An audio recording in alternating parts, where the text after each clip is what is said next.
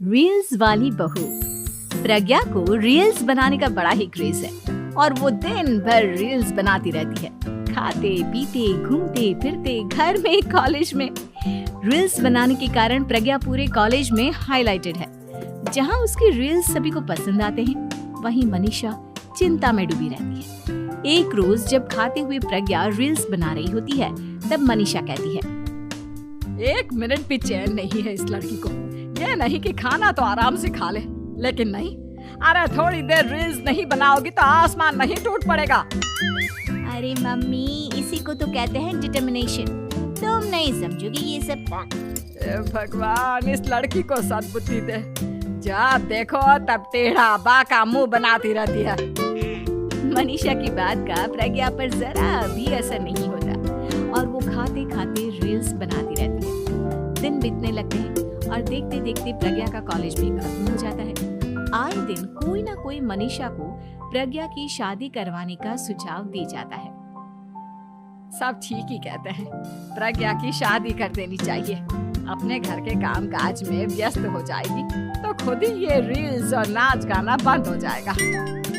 मनीषा और प्रेम प्रज्ञा के लिए एक अच्छा लड़का ढूंढने लगते हैं और तभी विकी का रिश्ता प्रज्ञा के लिए आता है, जिसने प्रज्ञा को उसकी रील्स देखकर पसंद कर लिया था। अगले दिन विकी अपने माता पिता के साथ प्रज्ञा के घर पहुंच जाता है और प्रज्ञा साड़ी पहने हाथों में चाय की ट्रे लिए उनके सामने आती है। जब विकी को पसंद है तो हमें भी बहू पसंद है। बहन जी, आप बारात की तैयारी कीजिए। एक बार लड़का लड़की अकेले में बात कर ले तो अच्छा रहेगा। हाँ हाँ, क्यों नहीं। मनीषा विकी को प्रज्ञा के कमरे में भेजती है, जहाँ प्रज्ञा पहले से ही रील्स बना रही होती है।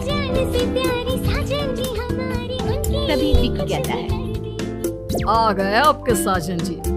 हमारे साथ ये रील्स कंप्लीट करती तो और भी अच्छा रहता।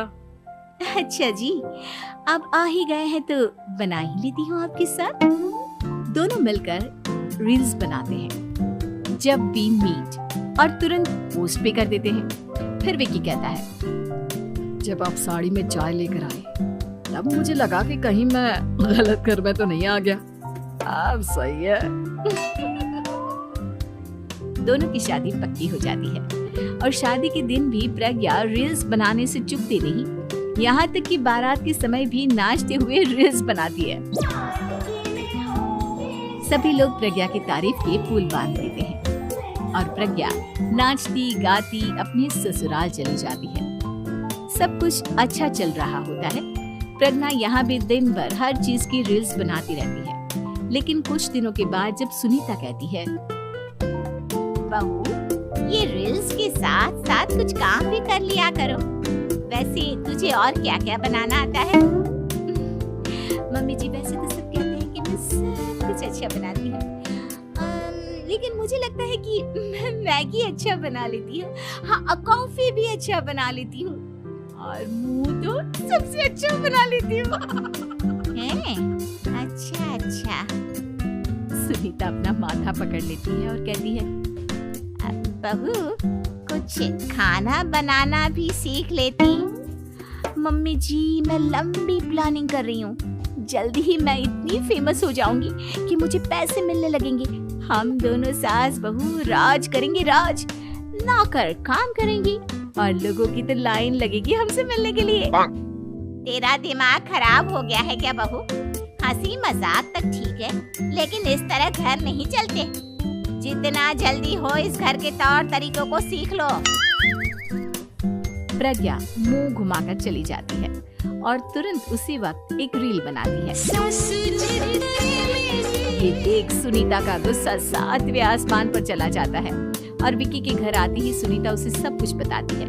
विकी भी अब प्रज्ञा की इन हरकतों से परेशान हो जाता है। तुम टेंशन मत लो मम्मा, मैं देख लूंगा। विकी कमरे में जाता है तो देखता है कि प्रज्ञा रील्स बना रही है।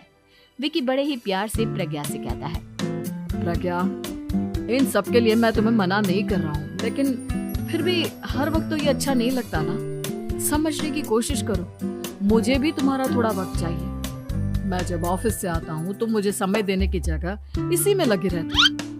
तुम ज्यादा ही सोच रहे हो। तुम भी मेरे साथ रील्स बनाओ ना, तुम्हें भी बहुत अच्छा लगेगा। तुम्हें इज्जत से कोई बात समझ में नहीं आती क्या?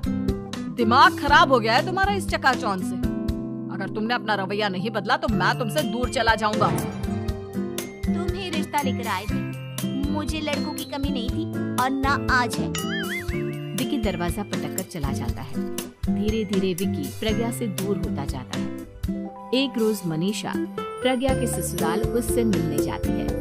तब सुनीता उससे कहती है, बहन जी अब आई हैं तो कुछ दिन यहाँ रहकर जाइएगा, आप ही का घर है।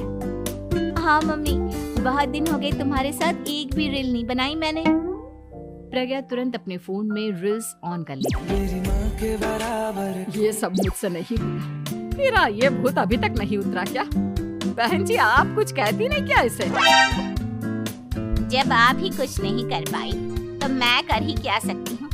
सास तो वैसी ही बदनाम है। शाम को घर की लाइट चली जाती है और मनीषा प्रज्ञा से कहती है, मेरे घुटनों में बहुत दर्द हो रहा है, तू लाइट का कुछ इंतजाम करना बेटा। अच्छा कैंडल जला देती हूँ मम्मा।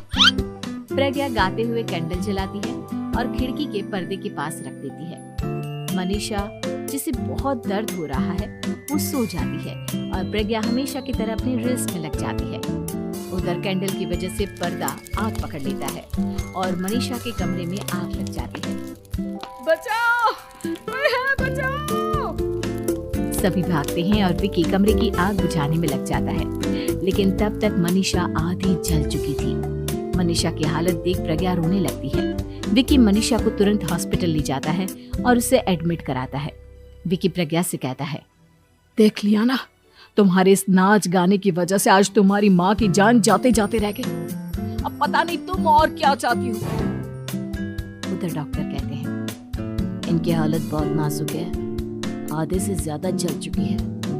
प्रज्ञा रोती हुई मंदिर में जाती है और भगवान के आगे जाकर कहती है, भगवान मेरी माँ को ठीक कर दो, मैं कसम खाती हूँ हाथ से ये रील्स बनाना छोड़ दूंगी, बस मुझे मेरी माँ वापस मिल जाए। 2 दिन बीत जाते हैं और मनीषा खतरे से बाहर आ जाती है। पेशेंट अब ठीक है, आप लोग उनसे मिल सकते हो। सब कोई मनीषा से मिलता है और प्रज्ञा सबके सामने अपना फोन तोड़ देती है। मुझे माफ कर दो मम्मा, मैंने तुम लोगों की बातों को नजरअंदाज किया।